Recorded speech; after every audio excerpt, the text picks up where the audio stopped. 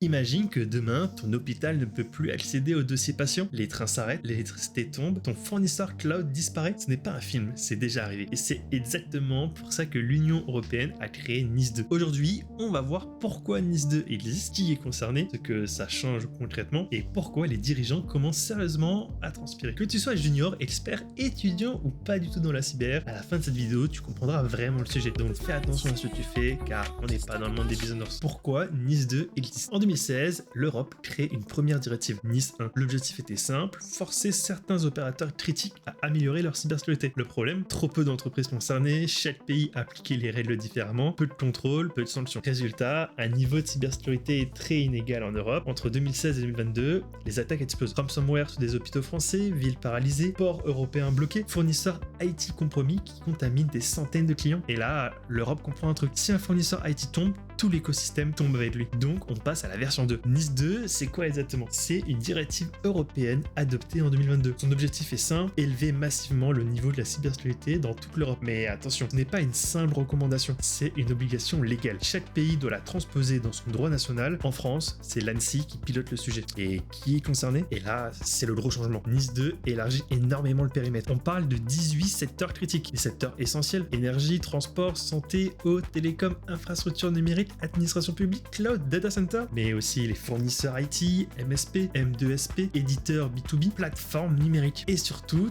toute entreprise de taille moyenne ou grande dans ce secteur. En général, entre plus de 50 employés ou plus de 10 millions d'euros de chiffre d'affaires. Donc oui, même une PME peut être concernée. Et dans concret, une entreprise de 80 personnes qui héberge des données médicales. NIS 2 s'applique. Qu'est-ce que NIS 2 impose concrètement? C'est là que ça devient intéressant. NIS 2 impose une vraie gestion des risques cyber, pas juste un antivirus et un firewall. D'abord, dans la gestion de risque, l'entreprise doit analyser ses risques, documenter ses politiques de sécurité, tester ses sauvegardes, avoir un PCA, PRA, prévoir un plan de gestion de crise. La cyber devient structurée. En termes de mesures techniques obligatoires, on parle d'authentification multifacteur, segmentation réseau, chiffrement, journalisation, correction rapide des vulnérabilités, tests de sécurité réguliers. Si tu développes du logiciel, revue de code, analyse de vulnérabilité, test d'intrusion. Bref, la sécurité doit être intégrée partout. Sécurité de la supply chain, ça c'est nouveau et énorme. Tu dois vérifier la sécurité de tes fournisseurs, tes prestataires cloud, tes sous-traitants. Pourquoi? Parce que 80% des attaques passent par la chaîne d'approvisionnement. Donc maintenant, tu es responsable de ton écosystème. Les déclarations obligatoires des incidents. Et là, accroche-toi, t'as 24 heures pour prévenir, 72 heures pour détailler et 1 mois pour le rapport final. En France, tu dois déclarer à l'ANSSI. Avant, certaines entreprises cachaient les incidents. Maintenant, c'est impossible. Les dirigeants sont responsables. Et c'est ça la révolution. NIS 2 impose que les dirigeants valident la stratégie cyber. Ils soient formés, ils puissent être sanctionnés personnellement. La cyber n'est plus un problème IT, c'est un sujet COMEX. Et maintenant, on va parler des sanctions. Et là, on parle sérieusement pour une entité essentielle jusqu'à 10 millions d'euros ou 2% du chiffre d'affaires mondial. Et en plus, audit forcé, injonction,